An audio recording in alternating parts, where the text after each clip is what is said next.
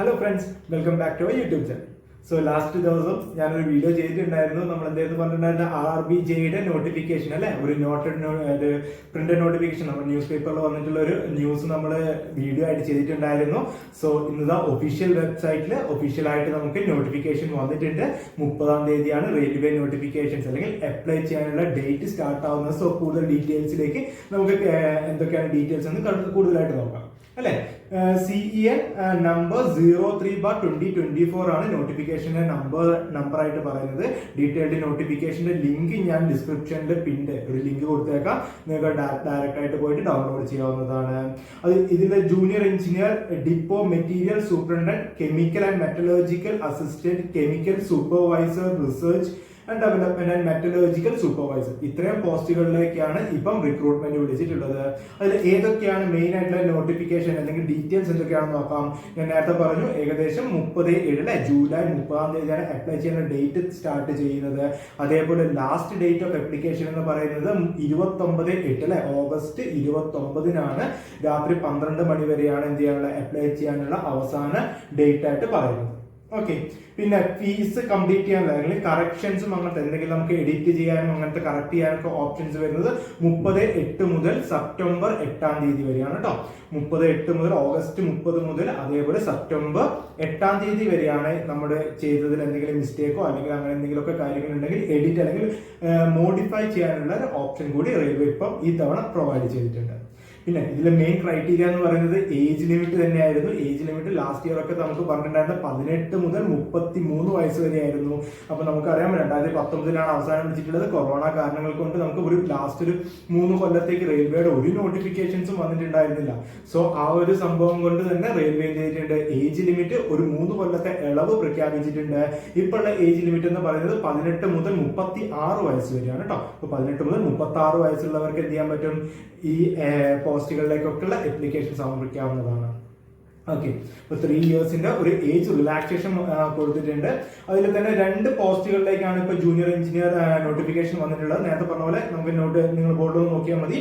നമുക്ക് അതിൽ കാണാൻ പറ്റും chemical supervisor, research and metallurgical സൂപ്പർവൈസറിന്റെ പോസ്റ്റുകൾ ഉണ്ട്. അതിന്റെ ഗോരഖ്പൂരിലാണ് മാത്രമേ വേക്കൻസി ഉള്ളൂ, 17 വേക്കൻസി ഉള്ളൂ. ബാക്കി എല്ലാ junior engineer, depot material superintendent, അങ്ങനത്തെ കെമിക്കൽ ആൻഡ് മെറ്റലർജിക്കൽ അസിസ്റ്റന്റില് 7,934 വേക്കൻസി. അങ്ങനെ ടോട്ടൽ 7,951 വേക്കൻസിയാണ് ടോട്ടലായിട്ട് നമുക്ക് വന്നിട്ടുള്ളത് നോട്ടിഫിക്കേഷനിൽ പറഞ്ഞിട്ടുള്ളത്. സോ ഈ നോട്ടിഫിക്കേഷൻ നമ്മളത് LPയുടെ നോട്ടിഫിക്കേഷൻ ഒക്കെ കണ്ടാലേ ഏകദേശം 5,000-ഓളം വേക്കൻസി ആയിരുന്നു നമുക്ക് സ്റ്റാർട്ടിങ്ങിൽ നോട്ടിഫിക്കേഷൻ വന്ന സമയത്ത് ഉണ്ടായിരുന്നത്. ഒറ്റയടിക്ക് 18,000 കൂടിയിട്ടുണ്ട്. ലാസ്റ്റ് വീഡിയോയിലൊക്കെ പറഞ്ഞതാണ്. ഇപ്പോൾ ഉള്ള വേക്കൻസിയും ഇനിയും ഫർദർ ആയിട്ട് കൂടാനുള്ള ചാൻസുകൾ എന്താണ്, ഇതൊരു ടെൻഡേറ്റീവ് വേക്കൻസി ആയിട്ട് നമുക്ക് കാണാം. ഇനിയുള്ള വേക്കൻസീസ് വീണ്ടും എന്ത് ചെയ്യാൻ കൂടാനുള്ള ചാൻസുകളുണ്ട്. ഓക്കെ ആണല്ലോ. അതേപോലെ നമുക്ക് കുറച്ച് ഫിസിക്കൽ സ്റ്റാൻഡേർഡുകൾ പറയുന്നത്. ഫിസിക്കൽ സ്റ്റാൻഡേർഡുകൾ എന്തൊക്കെയാണെന്ന് നോക്കിയേ. നമുക്ക് മെഡിക്കൽ സ്റ്റാൻഡേർഡ് A3 ആണ് പറയുന്നത്. Medical standard A3 physical fit for all respects ആണ്. അതിൽ ഡിസ്റ്റൻസ് വിഷൻ ഉണ്ട്, 6/9 വിഷൻ വേണം. 6/9 വിഷനും വിത്തൗട്ട് ഗ്ലാസ് ആണ് കേട്ടോ. Power of glass not be excluded 2D. അത് നമുക്ക് പവറിന്റെ ജസ്റ്റ് ഉള്ള ഒരു ഡീറ്റെയിൽ ആയിട്ട് നോക്കിയാൽ മതി. ഡിസ്റ്റൻസ് വിഷൻ 6/9 6/9 ആണ്. നിയർ വിഷൻ SL 0.6 ആണ്. വിത്തൗട്ട് ഗ്ലാസ് ആണ് പറയുന്നത്. ഓക്കെ, അതേപോലെ എന്ത് പാടില്ല, must pass the test of colour vision pass ആയിരിക്കണം. ബൈനോക്കുലർ വിഷന്, നൈറ്റ് വിഷൻസ്, അങ്ങനത്തെ കാര്യങ്ങളൊക്കെ ക്ലിയർ ആയിരിക്കണം. അതേപോലെ B1 കാറ്റഗറി ആണ് എന്ത് വരുന്നത്, B1 കാറ്റഗറിയിൽ വരുന്നുണ്ട്. അതേപോലെ B2 കാറ്റഗറി വരുന്നുണ്ട്, C1 കാറ്റഗറി വരുന്നുണ്ട്. ഓരോ ചില പോസ്റ്റുകൾക്കൊക്കെ ഏതൊക്കെ കാറ്റഗറി മെഡിക്കൽ സ്റ്റാൻഡേർഡുകളാണെന്ന് നമുക്ക് ലാസ്റ്റ് ഒരു കോളം കൊടുത്തിട്ടുണ്ട്. ആ കോളത്തിൽ മെഡിക്കൽ സ്റ്റാൻഡേർഡ് ഇന്ന ഫിറ്റ്നസ് എന്ന് കൊടുത്തിട്ടുണ്ടാവും. അതിൽ ഏതാണെന്ന് കൃത്യമായിട്ട് നോക്കാം. ഇപ്പൊ ഞാനിവിടെ കുറച്ച് 4 മെഡിക്കൽ സ്റ്റാൻഡേർഡുകൾ കൊടുത്തിട്ടുണ്ട്. അതിൽ ഏതൊക്കെ പോസ്റ്റുകൾ ഏതൊക്കെ ആണ് വേണ്ടത്. അതായത് കുറെ ജൂനിയർ എഞ്ചിനീയർ തന്നെ കുറെ പാത്ത് വേസ് ഉണ്ട്, PV ഉണ്ട്. അതേപോലെ നമ്മുടെ ഇലക്ട്രിക്കൽ ഉണ്ട്, മെക്കാനിക്കൽ, ഓരോന്നിനും എന്തായിരിക്കും നമുക്ക് ഫിസിക്കൽ സ്റ്റാൻഡേർഡുകൾ വ്യത്യാസം ഉണ്ടാകും. സോ അതുകൂടി നിങ്ങൾ എന്ത് ചെയ്യാം, ചെക്ക് ചെയ്യണം. അപ്പോൾ A3, B1, B2 and C1 കാറ്റഗറിയാണ് നമുക്ക് എന്ത് വരുന്നത്, നമുക്ക് ഈ ഒരു ഫിസിക്കൽ അല്ലെങ്കിൽ മെഡിക്കൽ സ്റ്റാൻഡേർഡുകളായിട്ട് വരുന്നത്. ഓക്കെ, അടുത്ത നോക്കിയേ. അടുത്ത നമുക്ക് ഇതിലൊരു ഏറ്റവും ഇമ്പോർട്ടന്റ് ആയിട്ടുള്ള കേസുകളാണ്. നിങ്ങൾക്ക് ഇതിന്റെ ഹെൽപ്പ് ലൈൻ നമ്പേഴ്സ് നമുക്ക് ഇവിടെ പറഞ്ഞിട്ടുണ്ട്. 10 മണി മുതൽ വൈകിട്ട് 5 മണി വരെയാണ് നിങ്ങൾക്ക് ടെലികോളിങ്ങിനും. അതേപോലെ 2 നമ്പേഴ്സ് കൂടെ കൊടുത്തിട്ടുണ്ട്. നിങ്ങൾക്ക് എന്ത് ഡൗട്ടോ കാര്യങ്ങളൊക്കെ ഉണ്ടെങ്കിൽ നിങ്ങൾക്ക് എന്ത് ചെയ്യാം, ക്ലിയർ ചെയ്യാവുന്നതാണ്. അതേപോലെ അവരുടെ ഒരു മെയിൽ ID കൊടുത്തിട്ടുണ്ട്. പിന്നെ ഒരു കാര്യം എന്ന് പറഞ്ഞാൽ ഒരു നോട്ട് കൂടി അവരോട് കൊടുത്തിട്ടുണ്ട്. RRB shall not be responsible if the candidates are not able to submit the application within the last date, അല്ലെ ലാസ്റ്റ് ഡേറ്റിനുള്ളിൽ ആപ്ലിക്കൻസിന് ഓൺലൈനായിട്ട് അപേക്ഷ സമർപ്പിക്കാൻ കഴിഞ്ഞിട്ടില്ലെങ്കിൽ RRB എന്തല്ല അതിന്റെ ഉത്തരവാദി ആയിരിക്കില്ല എന്നൊക്കെയാണ് പറഞ്ഞിട്ടുള്ളത്. അപ്പോൾ അങ്ങനത്തെ കാര്യങ്ങൾ കൂടി ചെക്ക് ചെയ്യാം. അത് ആപ്ലിക്കേഷൻ സമർപ്പിക്കുന്ന സമയത്ത് എന്തെങ്കിലും ഡൗട്ടോ കാര്യങ്ങളുണ്ടെങ്കിൽ നിങ്ങൾക്ക് ഡയറക്റ്റ് അവരുമായിട്ട് കോൺടാക്ട് ചെയ്യാവുന്നതാണ്. രാവിലെ 10 മുതൽ വൈകിട്ട് 5 മണി വരെ. അതിൽ തന്നെ ഏജ് ലിമിറ്റിന്റെ കേസിൽ ഞാൻ പറഞ്ഞിട്ടുള്ളൂ, ഒന്നുകൂടി ഞാൻ എടുത്ത് പറയണം. ഏജ് ലിമിറ്റ് എന്ന് പറയുന്നത് 36 വയസ്സ് വരെ, അല്ലെ ഈ കൊല്ലം മുതൽ അല്ലെങ്കിൽ ഈ ഒരു ഇയർ 33 കൊല്ലത്തെ ഒരു എന്തെങ്കിലും ഏജ് റിലാക്സേഷൻ COVID-19 പാൻഡമിക്കിന്റെ ഒരു റിലാക്സേഷൻ കൊടുത്തിട്ടുണ്ട്. 36 വയസ്സ് വരെ അപ്ലൈ ചെയ്യാൻ പറ്റുന്നുണ്ട്. ആ ആപ്ലിക്കേഷൻ ഡേറ്റ് എന്ന് പറയുന്നത് എപ്പോഴായിരിക്കണം? 1/1/2025 36 വയസ്സ്, അല്ലെ. അതേപോലെ നമ്മുടെ അൺറിസർവ്ഡ് ആണെങ്കിൽ എപ്പോഴും വരെ ജനിച്ചവരായിരിക്കണം? ഏജ് ലിമിറ്റ് എന്ന് പറയുന്നത് 2/1/1989 ശേഷം ജനിച്ചവരായിരിക്കണം. അതേപോലെ OBC നോൺ ക്രീമി ലെയർ ആണെങ്കിൽ 3 കൊല്ലത്തെ ഏജ് റിലാക്സേഷൻ കൂടി കൊടുക്കുന്നുണ്ട്. അപ്പൊ 2/1/1986 ശേഷം ജനിച്ചവർക്ക് എല്ലാവർക്കും അപ്ലൈ ചെയ്യാൻ പറ്റും. SC ST കാറ്റഗറി ആണെങ്കിൽ നമുക്ക് എന്താണ് 2/1/1984 ശേഷമുള്ള എല്ലാവർക്കും ചെയ്യാൻ പറ്റും. അതിൽ ഏറ്റവും ലോവർ ഏജ് ലിമിറ്റ് പറയുന്നത് 18 വയസ്സ് എന്ന് പറഞ്ഞിട്ടുണ്ടായിരുന്നു. ആ ലോവർ ഏജ് ലിമിറ്റ് പറയുന്നത് 1/1/2007 മുമ്പ് ജനിച്ചവരും ആയിരിക്കണം. ഓക്കെ, അതിനുശേഷമുള്ളവർക്ക് ഇത് അപ്ലൈ ചെയ്യാൻ പറ്റില്ല. അതുപോലെ നേരത്തെ പറഞ്ഞ പോലെ ഏജ് റിലാക്സേഷൻ ആണ്. SC ST ആണെങ്കിൽ 5 കൊല്ലത്തെ ഏജ് റിലാക്സേഷൻ ഉണ്ട്. OBC ആണെങ്കിൽ 3 കൊല്ലത്തതാണ്. അതേപോലെ എക്സ് സർവീസ് ആണ്. അൺറിസർവ്ഡ് ആൻഡ് EWS, അല്ലെ എക്കണോമിക്കൽ വീക്കർ സെക്ഷൻ ആണെങ്കിൽ 3 ഇയേഴ്സിന്റെ ഒരു ഏജ് റിലാക്സേഷൻ കൊടുത്തിട്ടുണ്ട്. OBC non creamy layer ex സർവീസിനാണെങ്കിൽ 6 കൊല്ലത്തെ ഏജ് റിലാക്സേഷൻ ഉണ്ട്. SC ST ex serviceman ആണെങ്കിൽ ഏകദേശം 8 കൊല്ലത്തെ ഏജ് റിലാക്സേഷൻ ഉണ്ട്. നിങ്ങൾക്ക് കോളം നോക്കിയാൽ തന്നെ നിങ്ങൾക്ക് ഏകദേശം മനസ്സിലാവും. കുറെ ഏജ് റിലാക്സേഷൻസ് ഉണ്ട്. നിങ്ങൾ ഏത് കാറ്റഗറിയാണ് വരുന്നത് മെയിൻ ആയിട്ടുള്ള കാര്യമൊക്കെ ഞാൻ പറഞ്ഞിട്ടുണ്ട്. ബാക്കിയുള്ളവർ കൂടി ഒന്ന് വായിച്ച് നോക്കിയിട്ട് നിങ്ങൾക്ക് എന്ത് ചെയ്യാൻ പറ്റും? അപ്ലൈ ചെയ്യാവുന്നതാണ്. ഓക്കെ, പിന്നെ ഒരു റീഫണ്ട് പോളിസി ഉണ്ട്, അല്ലെ. നമുക്ക് ഇതിന്റെ അപ്ലിക്കേഷൻ ഫീസ് ആയിട്ട് പറഞ്ഞിട്ടുണ്ടായിരുന്നത് എത്രയായിരുന്നു? 500 രൂപയാണ് ഇതിന്റെ അപ്ലിക്കേഷൻ ഫീസ് ആയിട്ട് പറഞ്ഞിട്ടുണ്ടായിരുന്നത്. അതിന്റെ ഫസ്റ്റ് സ്റ്റേജ് 2 സ്റ്റേജുകളായിട്ടാണ് നമ്മൾ എക്സാംസ് കണ്ടക്ട് ചെയ്യുന്നത്. ഫസ്റ്റ് സ്റ്റേജും സെക്കൻഡ് സ്റ്റേജും. ഇതിൽ ഫസ്റ്റ് സ്റ്റേജ് എക്സാം അപ്ലൈ ചെയ്ത് കഴിഞ്ഞെങ്കിൽ അറ്റൻഡ് ചെയ്ത് കഴിഞ്ഞാൽ നമ്മുടെ അക്കൗണ്ടിലേക്ക് എന്ത് ചെയ്യുന്നുണ്ട്? 400 രൂപ റീഫണ്ട് ചെയ്യും. അതേപോലെ SC ST ഫീമെയിൽ കാൻഡിഡേറ്റ്സ് ആണെങ്കിൽ 250 രൂപയാണ് അപ്ലിക്കേഷൻ ഫീസ് ആയിട്ട് പറയുന്നത്. അതിന്റെ exam first stage exams apply ചെയ്ത് അല്ലെങ്കിൽ അറ്റൻഡ് ചെയ്തിട്ടുണ്ടെങ്കിൽ നിങ്ങൾക്ക് എന്ത് ചെയ്യാം? ആ ഫുൾ എമൗണ്ട് നിങ്ങളുടെ അക്കൗണ്ടിലേക്ക് റീക്രെഡിറ്റ് ചെയ്യുന്നതാണ്. ഓക്കെ, പിന്നെ റിക്രൂട്ട്മെന്റ് പ്രോസസ് നോക്കിയാൽ റിക്രൂട്ട്മെന്റ് പ്രോസസ് ഞാൻ നേരത്തെ പറഞ്ഞ പോലെ എക്സാംസ് എന്ന് പറയുന്നത് 2 സ്റ്റേജ് എക്സാംസ് ആണ്. 4 പ്രോസസ്സുകളാണ് മെയിൻ ആയിട്ട് വരുന്നത്. ഫസ്റ്റ് സ്റ്റേജ് എന്ന് പറഞ്ഞ ഒരു കമ്പ്യൂട്ടർ ബേസ്ഡ് ടെസ്റ്റ് ആയിരിക്കും. അതൊരു 100 ക്വസ്റ്റ്യൻസ് ഉള്ള ടെസ്റ്റ് ആണ്. അതിന്റെ ഡീറ്റെയിൽസിലേക്ക് നമുക്ക് വരാം. സെക്കൻഡ് സ്റ്റേജ് എന്താണ്? ഒരു കമ്പ്യൂട്ടർ ബേസ്ഡ് എക്സാംസ് ആണ്. തേർഡ് സ്റ്റേജ് എന്ന് പറയുന്നത് നമ്മുടെ ഡോക്യുമെന്റ് വെരിഫിക്കേഷൻ ആണ്, അല്ലെ. നമ്മൾ നമ്മൾ പറഞ്ഞിട്ടുള്ള ക്വാളിഫിക്കേഷൻസും കാര്യങ്ങളും നോൺ ക്രീമിലെയർ ഒക്കെ ആണോ എന്നൊക്കെ ഉള്ളത് കറക്റ്റ് ആയിട്ട് ചെക്ക് ചെയ്യുന്ന ഒരു ഡോക്യുമെന്റ് വെരിഫിക്കേഷൻ ആണ് വരുന്നത്. പിന്നെ എന്താണ്? Medical examination. നമ്മൾ നേരത്തെ കുറെ ഫിസിക്കൽ സ്റ്റാൻഡേർഡ് പറഞ്ഞു, 4 ഫിസിക്കൽ സ്റ്റാൻഡേർഡ് പറഞ്ഞിട്ടുണ്ടായിരുന്നു. ആ ഫിസിക്കൽ സ്റ്റാൻഡേർഡുകളും കാര്യങ്ങളൊക്കെ ഉണ്ടോ കാര്യങ്ങളൊക്കെ നമ്മൾ ഡീറ്റെയിൽ ആയിട്ട് പറയുന്നത്. ഈ കാര്യങ്ങളൊക്കെ നമ്മളൊക്കെ ഒന്നെങ്കിൽ SMS ത്രൂ അല്ലെങ്കിൽ മെയിൽ ത്രൂ ആയിരിക്കും റെയിൽവേ നിങ്ങളെ അറിയിക്കുന്നത്. എക്സാമിനും അതേപോലെ വെരിഫിക്കേഷനും എല്ലാത്തിനെ പറ്റിയുള്ള ഇൻഫോർമേഷൻസ് നിങ്ങൾക്ക് എന്തായിരിക്കും? എലിജിബിൾ ആയിട്ടുണ്ടെങ്കിൽ നിങ്ങളെ മെയിൽ ത്രൂ അല്ലെങ്കിൽ നിങ്ങൾ രജിസ്റ്റർ ചെയ്തിട്ടുള്ള SMS അല്ലെങ്കിൽ മൊബൈൽ നമ്പർ ത്രൂ ആയിരിക്കും, SMS ത്രൂ ആയിരിക്കും നിങ്ങൾക്ക് അറിയിക്കുന്നത്. ഇനി എന്തെങ്കിലും കാരണം കൊണ്ട് നിങ്ങൾക്ക് എക്സാംസ് ഡിലേ അല്ലെങ്കിൽ പോസ്റ്റ്പോൺ ചെയ്തു അങ്ങനത്തെ ഡീറ്റെയിൽസും മെയിൽ ത്രൂ ആണ് നിങ്ങൾക്ക് കിട്ടുക. അതേപോലെ നിങ്ങൾക്ക് ഒരു കാരണവശാലും നിങ്ങൾ എന്ത് ചെയ്യുന്നില്ല, റെയിൽവേ പ്രോത്സാഹിപ്പിക്കുന്നില്ല നിങ്ങളുടെ ഈ ഒരു പ്രോസസ്സ്, അല്ലെ, വെന്യൂ ചേഞ്ച് ചെയ്യാനോ അങ്ങനത്തെ കാര്യങ്ങൾക്കൊന്നും ഒരിക്കലും പോസിബിൾ ആയിരിക്കില്ല എന്നും പറയുന്നുണ്ട്. പിന്നെ നമുക്ക് സ്റ്റേജസ് ഓഫ് എക്സാംസിലേക്ക് കിടക്കാം. സ്റ്റേജസ് ഓഫ് എക്സാം എന്ന് പറയുന്നത് 2 സ്റ്റേജ് എക്സാം ആണ്. ഡീറ്റെയിൽഡ് സിലബസ് ഉണ്ടല്ല. നമുക്ക് RRB JEE എന്ന് പറഞ്ഞ ഒരു ടെക്നിക്കൽ എക്സാം ആണ്. പക്ഷേ ഏറ്റവും കോമഡി എന്ന് പറയുന്നത് എന്താണ്? നമുക്ക് ഫസ്റ്റ് സ്റ്റേജ് ടെക്നിക്കലിന്റെ ഒരു കാര്യങ്ങളും പഠിക്കാനില്ല. ഫസ്റ്റ് സ്റ്റേജ് പഠിക്കാനുള്ള എന്താണ്? നോൺ ടെക്നിക്കൽ സബ്ജക്റ്റുകളാണ്. നോൺ ടെക്നിക്കൽ എന്ന് പറയുന്നത് നമ്മൾ മാത്സ് ആപ്റ്റിറ്റ്യൂഡ് ഉണ്ട്, അല്ലെ. ബേസിക്കലി ആപ്റ്റിറ്റ്യൂഡിന്റെ 30 ക്വസ്റ്റ്യൻസ് ആണ്. ഒരു ക്വസ്റ്റ്യൻ 1 മാർക്ക് വെച്ചിട്ട് 30 മാർക്ക് തന്നെയാണ് വരുന്നത്. അതേപോലെ ജനറൽ ഇന്റലിജൻസ് ആൻഡ് റീസണിങ്ങിന്റെ ക്വസ്റ്റ്യൻസിന്റെ 25 ക്വസ്റ്റ്യൻസ് ആണ് വരുന്നത്. ജനറൽ അവയർനെസ് GK, അല്ലെ, history, geography, polity, constitution, static GK, current affairs തുടങ്ങിയ 15 ക്വസ്റ്റ്യൻസ് വരുന്നുണ്ട്. അതുപോലെ general science, physics, chemistry, biology, അതിൽ ഫിസിക്സും കെമിസ്ട്രിക്കായിരിക്കും പ്രയോറിറ്റി വരുന്നത്. 30 ക്വസ്റ്റ്യൻസ് ആണ് വരുന്നത്. ടോട്ടൽ 90 മിനിറ്റ് ആണ് നിങ്ങൾക്ക് എക്സാംസ് ഡ്യൂറേഷൻ എന്ന് പറയുന്നത്. സെക്കൻഡ് സ്റ്റേജിൽ ഈ ഫസ്റ്റ് സ്റ്റേജ് ക്വാളിഫൈ ചെയ്യുന്നവർക്ക് എന്ത് ചെയ്യുന്നുണ്ട്? സെക്കൻഡ് സ്റ്റേജിലേക്ക് വരുന്നുണ്ട്. സെക്കൻഡ് സ്റ്റേജിൽ എന്ന് പറയുന്നത് ടോപ്പിക്കുകളൊന്നും നോക്കിയാൽ മതി. നമ്മൾ ലാസ്റ്റ് വീഡിയോയിൽ പറഞ്ഞ സെയിം സാധനം തന്നെയാണ്. ലാസ്റ്റ് ഇയറിലായിട്ട് യാതൊരു ചേഞ്ചും ഇല്ല. ഇക്കൊല്ലവും സെയിം സംഭവം തന്നെയാണ് വന്നിട്ടുള്ളത്. ജനറൽ അവയർനെസ്സിൽ 15 ക്വസ്റ്റ്യൻസ്, 1 മാർക്കാട്ടോ. ഒരു ക്വസ്റ്റ്യന് ഫിസിക്സ് ആൻഡ് കെമിസ്ട്രിക്ക് 15 ക്വസ്റ്റ്യൻസ്, കമ്പ്യൂട്ടർ അല്ലെങ്കിൽ ബേസിക് കമ്പ്യൂട്ടർ ആൻഡ് ഇറ്റ്സ് ആപ്ലിക്കേഷന് 10 ക്വസ്റ്റ്യൻസ്, ബേസിക് എൻവയോൺമെന്റൽ ആൻഡ് പൊല്യൂഷൻ കൺട്രോൾ അതിൽ 10 ക്വസ്റ്റ്യൻസ്, ടെക്നിക്കൽ എബിലിറ്റി എന്ന് പറഞ്ഞാൽ നിങ്ങൾ ഏതൊക്കെ ബ്രാഞ്ച് ആണോ നിങ്ങൾ പഠിക്കുന്നത് ആ ബ്രാഞ്ചിലുള്ള ടെക്നിക്കൽ ക്വസ്റ്റ്യൻസ് ആയിരിക്കും വരുന്നത്. 100 ക്വസ്റ്റ്യൻസ് ഉണ്ട്. 100 ക്വസ്റ്റ്യൻസ് 100 മാർക്ക്. ടോട്ടൽ 150 ക്വസ്റ്റ്യൻസ് ആണ്. 2 മണിക്കൂറാണ് എക്സാം ടൈം എന്ന് പറയുന്നത്. ഓക്കെ ആണല്ലോ. ഇനി ആർക്കൊക്കെ ഈ എക്സാംസ് എഴുതാൻ പറ്റുമെന്നാണ് നമുക്ക് നോക്കുന്നത്. ഇതിന്റെ ബേസിക് ക്വാളിഫിക്കേഷൻ ആയിട്ട് പറഞ്ഞ 3 ഇയർ ഡിപ്ലോമയാണ്. ബിടെക്കാർക്ക് അപ്ലൈ ചെയ്യാൻ പറയും. അതേപോലെ ഹയർ ക്വാളിഫിക്കേഷൻ എല്ലാവർക്കും അപ്ലൈ ചെയ്യാൻ പറ്റും. എംടെക്കും അങ്ങനത്തെ ME എല്ലാവർക്കും അപ്ലൈ ചെയ്യാൻ പറ്റും. അതിൽ ഫസ്റ്റ് ഓപ്ഷൻസ് നോക്കിയാൽ നിങ്ങൾ സ്ക്രീനിലൊന്ന് വലുതായിട്ട് കാണിക്കുന്നുണ്ട്, ഒന്ന് നോക്കിയാൽ മതി. നിങ്ങൾക്ക് കാണാൻ പറ്റുന്നുണ്ടെന്ന് mechanical, production, automobile, manufacturing, mechatronics, industrial engineering, machining engineering, tool and machining, അതേപോലെ tool and die making, combination of any subject, any sub streams of basic streams of above discipline അല്ലെ. ഇപ്പൊ ഈ പറഞ്ഞിട്ടുള്ളതിന് സബ് സ്ട്രീമും ഒക്കെ ആയിട്ടുള്ളത് എല്ലാവരും ഇൻക്ലൂഡ് ആയിട്ടുള്ളത് ഏത് ബ്രാഞ്ചിലാണ് അല്ലെങ്കിൽ ഏത് എക്സാം ഗ്രൂപ്പിലായിരിക്കും? മെക്കാനിക്കൽ ആൻഡ് അലൈഡ് എഞ്ചിനീയറിംഗ് ഗ്രൂപ്പാണ്. അതിന്റെ സിലബസ് ഡീറ്റെയിൽഡ് ആയിട്ട് നമുക്ക് എവിടെ കൊടുത്തിട്ടുണ്ട്? മെക്കാനിക്കൽ ആൻഡ് അലൈഡ് എഞ്ചിനീയറിംഗ് എന്ന് പറഞ്ഞിട്ട് ഏറ്റവും ബേസിക് ആയിട്ടുള്ള സിലബസ് റെയിൽവേ അതിന്റെ ഈ നോട്ടിഫിക്കേഷന് ഏറ്റവും താഴ്ഭാഗത്ത് കൊടുത്തിട്ടുണ്ട്. അപ്പം ഈ ബ്രാഞ്ചിലുള്ള ഏത് ആളുകളാണെങ്കിലും എക്സാം എഴുതേണ്ടത് ആർക്കായിരിക്കും? മെക്കാനിക്കൽ ബ്രാഞ്ചുകളുടെ എക്സാംസ് ആയിരിക്കും വരുന്നത്. ആ സിലബസിന് ബേസ് ചെയ്തിട്ടുള്ള എക്സാംസ് ആയിരിക്കും വരും. അതേപോലെ സെക്കൻഡ് എന്ന് പറഞ്ഞാൽ ഇലക്ട്രിക്കൽ എഞ്ചിനീയറിംഗ്, അതേപോലെ കോമ്പിനേഷൻ ഓഫ് എനി സബ്സ്ട്രീംസ് അല്ലെ. സബ്സ്ട്രീംസ് റിലേറ്റഡ് ടു ഇലക്ട്രിക്കൽ എഞ്ചിനീയറിംഗ്. അവരുടെ കാറ്റഗറി എക്സാം ഗ്രൂപ്പ് എന്ന് പറഞ്ഞാൽ ഇലക്ട്രിക്കൽ ആൻഡ് അലൈഡ് എഞ്ചിനീയറിംഗ് ഗ്രൂപ്പാണ്. പിന്നെയുള്ള ബ്രാഞ്ച് എന്ന് പറയുന്നത് എന്താണ്? Electronics, instrumentation and controlling engineering, communication engineering, computer science അല്ലെ.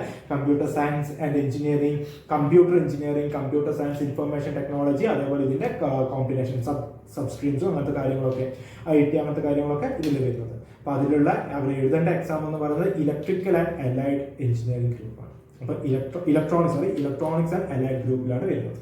ഓക്കെ. ഇനിയുള്ള ലാസ്റ്റ് ഗ്രൂപ്പ് എന്ന് പറയുന്നതാണ് സിവിൽ, അതേപോലെ അതിന്റെ അനുബന്ധമായിട്ടുള്ള എഞ്ചിനീയറിംഗ് സ്ട്രീമുകൾ, അതുപോലെ BSc in civil engineering 3 year duration വരുന്നത്. അവർ എഴുതേണ്ടത് സിവിൽ ആൻഡ് അലൈഡ് എഞ്ചിനീയറിംഗ്. അതിന്റെ സിലബസ് ഡീറ്റെയിൽഡ് ആയിട്ട് കൊടുത്തിട്ടുണ്ട്.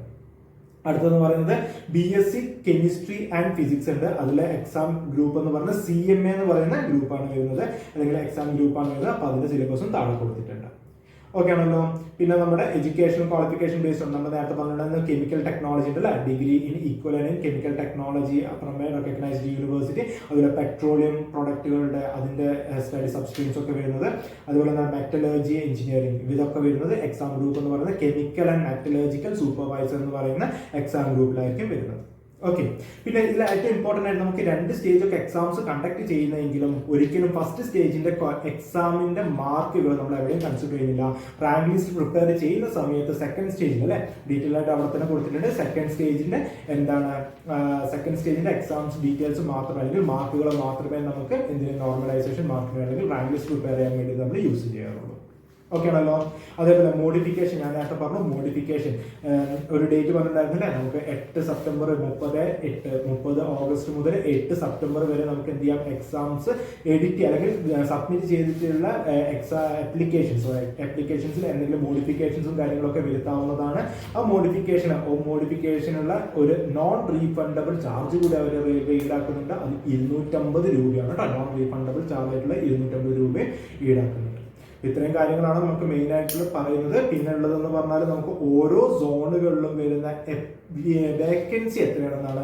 നമുക്ക് കുറെ റെയിൽവേ സോണുകളുണ്ട്. കുറെ റെയിൽവേ സോണുകൾ നോക്കി ചെക്ക് ചെയ്ത് നമുക്ക് RRB അഹമ്മദാബാദ് അല്ലെ നമുക്ക് ഡിസ്പ്ലേ ചെയ്തിട്ടുള്ള സ്ക്രീനിൽ ഡിസ്പ്ലേ ചെയ്തിട്ടുള്ള ഒന്ന് ഇമേജ് നോക്കിയേ. ടോട്ടൽ വേക്കൻസി വരുന്നത് 382 ആണ് കേട്ടോ. അഹമ്മദാബാദിൽ വരുന്നത് 382 ആണ്. പിന്നെ വരുന്നുണ്ടെന്ന് പറഞ്ഞാൽ അജ്മീർ ആണ്. അജ്മീറിൽ നമുക്ക് വേക്കൻസി വരുന്നത് എത്രയാ നോക്കിയേ. അജ്മീറിലുള്ള വേക്കൻസി എന്ന് പറയുന്നത് ഒരു സെക്കൻഡ്. അജ്മീറിലുള്ള വേക്കൻസി എന്ന് പറയുന്നത് ടോട്ടൽ വേക്കൻസി 529 കേട്ടോ. ടോട്ടൽ വേക്കൻസി ആണ്. ഓരോ കാറ്റഗറീസ് ആയിട്ട് അൺറിസർവ്ഡ് എത്ര OBC എത്രയാണെന്ന് ഞാൻ പറയുന്നില്ല. ടോട്ടൽ വേക്കൻസി മാത്രമാണ് പറയുന്നത്. നിങ്ങൾക്ക് അവിടെ കാണാം എത്ര ടോട്ടൽ വേക്കൻസി എത്ര, അല്ലെങ്കിൽ ഓരോ സെക്ഷൻ ആയിട്ട് unreserved, SC ST OBC EWS ഓരോ സെക്ഷൻസിലും എത്ര വേക്കൻസി ഉണ്ടെന്ന് ഡീറ്റെയിൽ ആയിട്ട് അറിയാവുന്നതാണ്. അപ്പൊ ടോട്ടൽ വേക്കൻസി വരുന്നത് 529 വേക്കൻസിയാണ് കേട്ടോ വരുന്നത്. അതേപോലെ അടുത്തതാണ് ബാംഗ്ലൂരു. നമുക്ക് കേരളക്കാരെല്ലാവരും അപ്ലൈ ചെയ്യുന്ന ഒരു സോൺ കൂടിയാണ് ബാംഗ്ലൂര്, ചെന്നൈ, ട്രിവാൻഡ്രമാണ് മെയിനായിട്ട് എല്ലാവരും പ്രിഫർ ചെയ്യുന്നത്. അതേപോലെ സെക്കന്ദരാബാദ്. ഈ റീജിയൻ 4 റീജിയൻസാണ് മെയിനായിട്ട് അപ്ലൈ ചെയ്യാറ്. ബാംഗ്ലൂർ റീജിയൻസിൽ നമുക്ക് ഇപ്പോൾ പറഞ്ഞിട്ടുള്ള വേക്കൻസി എന്ന് പറയുന്നത് 397 വേക്കൻസിയാണ്.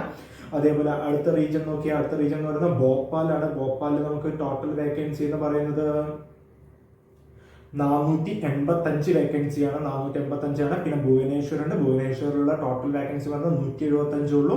പിന്നുള്ളത് ബിലാസ്പൂർ ഉണ്ട്. ബിലാസ്പൂരിൽ ടോട്ടൽ വേക്കൻസി എന്ന് പറയുന്നത് 472 ആണ്. അതേപോലെ എന്താണ് ചണ്ഡീഗഡ് ഉണ്ട്. ചണ്ഡീഗഡിലുള്ള ടോട്ടൽ വേക്കൻസി എന്ന് പറയുന്നത് 356 ആണ്. ഞാൻ ജസ്റ്റ് ഒന്ന് പറഞ്ഞു പോവുകയാണ്. നിങ്ങൾക്ക് ഏത് സോണാണോ താല്പര്യം ആ സോണിലേക്ക് പറയാം.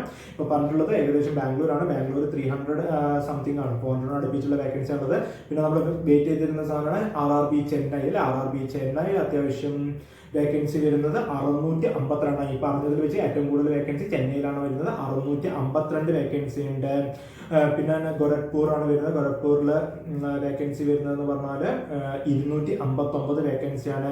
പിന്നെ ഗുവാഹട്ടിയാണ്. ഗുവാഹട്ടിയിൽ വേക്കൻസി വരുന്നത് 225 വേക്കൻസിയാണ്. പിന്നെ ജമ്മു ആൻഡ് ശ്രീനഗർ അല്ലേ, കുറച്ച് നോർത്തിലേക്കൊക്കെ നല്ല കോൾഡ് റീജിയനിൽ താമസിക്കാനാണെങ്കിൽ അവിടെ അപ്ലൈ ചെയ്യുന്നവർക്കുള്ള വേക്കൻസി പറഞ്ഞാൽ 251 വേക്കൻസിയാണ്. പിന്നുള്ളത് റീജിയൻ എന്ന് പറയുന്നത് നമ്മളെ കൊൽക്കത്ത റീജിയൻസിൽ കൊൽക്കത്ത റീജിയനിൽ വരുന്നത് 660 വേക്കൻസിയാണ് അല്ലെ. ഏകദേശം ചെന്നൈയുടെ അതേ ഏകദേശം അടുത്ത് നിൽക്കുന്ന വേക്കൻസിയാണ് വരുന്നത്. 660 വേക്കൻസി. പിന്നെ മാൾഡ എന്ന് പറയുന്ന സോണിൽ നമുക്ക് വരുന്ന വേക്കൻസി എന്ന് പറയുന്നത് 163 ആണ്. പിന്നെ നമ്മുടെ മുംബൈ സോൺ അല്ലെ, മുംബൈ സോണിൽ വരുന്ന വേക്കൻസി എന്ന് പറയുന്നത് മുംബൈയിൽ കുറച്ച് വേക്കൻസി ഉണ്ട്. ആദ്യമായിട്ട് 1000-ൽ കൂടുതൽ വേക്കൻസി പോയിട്ടുണ്ട്. 1377 വേക്കൻസിയാണ് പോയിട്ടുള്ളത്. മുസഫർപൂർ 11 വേക്കൻസിയാണ് വരുന്നത്. പാട്നയിൽ വേക്കൻസി വരുന്നത് 247 വേക്കൻസിയാണ്. പ്രയാഗ്രാജിൽ വരുന്ന വേക്കൻസി എന്ന് പറയുന്നത് 404 വേക്കൻസിയാണ്. റാഞ്ചിയിൽ വരുന്ന വേക്കൻസി 167 വേക്കൻസിയാണ്. സെക്കന്ദരാബാദ് നമ്മുടെ സദേൺ റീജിയനിൽ സെക്കന്ദരാബാദ് വരുന്നത്. സെക്കന്ദരാബാദിലും വേക്കൻസിയുടെ എണ്ണം 590 അല്ലെ. നമുക്ക് 3 റീജിയനിലും ഏകദേശം 600 അടുപ്പിച്ച് വേക്കൻസിയാണ് വരുന്നത്. നമ്മുടെ ബാംഗ്ലൂർ മാത്രം 300 കുറവ് വന്നിട്ടുള്ളൂ. സെക്കന്ദരാബാദും അതേപോലെ ചെന്നൈയും നമുക്ക് വന്നിട്ടുള്ള 600 അടുപ്പിച്ചിട്ട് വേക്കൻസി 590 സെക്കന്ദരാബാദ് വന്നിട്ടുള്ളത്. മറ്റേ സിലിഗുരി വരുന്നത് 28 വേക്കൻസിയാണ്. ഏറ്റവും അവസാനമായിട്ടുള്ള നമ്മുടെ ട്രിവാൻഡ്രം സോണിൽ നമുക്ക് ഇലക്ട്രിക്കൽ ഉണ്ട്. ഇലക്ട്രിക്കൽ റീജിയൻ വരുന്നത് മെക്കാനിക്കൽ ഉണ്ട്. മെക്കാനിക്കൽ ഏകദേശം 26 വേക്കൻസി വരുന്നുണ്ട്. ഇലക്ട്രിക്കൽ എഞ്ചിനീയറിംഗിൽ എനിക്ക് തോന്നുന്നു സിവിലിൽ 28 വേക്കൻസി ഉണ്ട്.